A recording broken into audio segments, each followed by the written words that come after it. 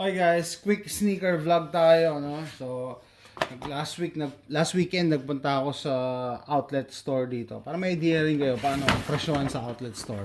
Ito nakita ko na para kay AJ, no? Team Hustle D10. So, minsan kasi wala eh. Minsan ang papangit ng mga ano. So, hindi ka makakapili kung ano lang talaga available. Ito maganda na bili ko kay AJ, no? Kala bili ko dito. Ano yata eh. Parang $25 lang bili ko dito with discount and everything. At that time napunta ako, may 30% discount sila. Nagulat nga ako eh. Ang bilis na makinampa ni AJ. 6 na pala siya. Size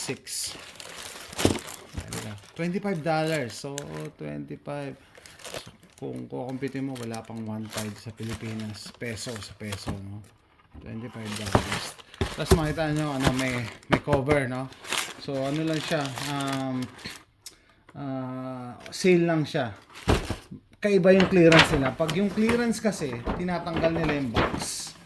Tinatanggal nila yung cover ng box. So, ito, Jordan Lift Off. Jordan Lift Off. Okay, so usually ever since 11 and a half ako eh. Pero for some reason sabi ko, parang makipot to or maliit yata. They run small. Lumiliit na ata ang sizing nila. Sabi ko, mas komportable ako mag size 12. So nag size 12 ako ngayon. Ito, yan, Jordan Lift Off. Ito nyo. Ito, pwede ko to nakakapanghinaya. Sarap mag-collect ng Jordan eh, pero ito siguro pwede ko tong gamitin. Kasi alam nyo magkano bili ko dito? $79. $79.99. Tapos sabi mo ng 80. Tapos less 30%. Ang binayaran ko lang dito, $50 and change. Sabihin, $50 tapos may sobrang konti. So, yung logo ng simulan natin dito sa harap. Makita nyo. Yan. Logo ni Jordan. Alam nyo ba na sa kontrata ni Jordan with Nike, every pair ng Jordan shoes may nakukuha siyang ewan ko kung $1 o depende. Dati kasi $1 eh. Imagine kung ilang milyon ang bumili ng Jordan shoes, yun din makukuha niya. So siguro nag-negotiate na sila, baka hindi na $1. Pero anyway, yun ang reason kung bakit hindi nagtayo ng sariling shoe company ni si Jordan. No? Ba't ka pa tatayo ng sarili mong kumpanya?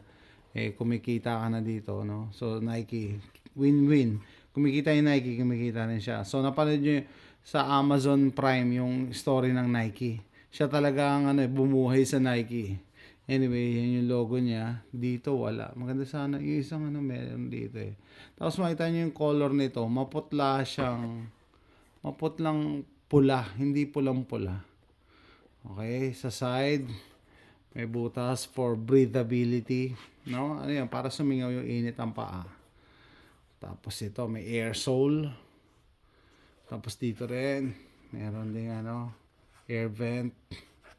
Sa likod, Jordan na name pero pa sideways. Pa sideways, no? Yung mga OCD, matitrigger yung OCD nyo dyan. Hindi pantay. Tapos dito meron siyang Jumpman logo. Kabila, yung ganun din. Sa ilalim, yan. Jumpman logo. Ito, how I wish nilagyan nila ng Nike check dito. Tapos, okay naman yung nito. Gripping surface. No? And that's it. Ito na naman meron siya dito hawakan sa likod. No? Pagka either hahawak, mga varsity players dyan, hinahawakan eh. Or pag ipapasok mo yung paa mo, pipilitin mo, meron kang anchor. Tapos sa loob, yan, may Jumpman logo na naman, or yung Jordan logo. Yan. All red sa loob, all red. So ayan siya. So ito on clearance kasi to. Pag clearance tinatanggal nila yung cover ng box. Dahil sobrang mura na. Yan.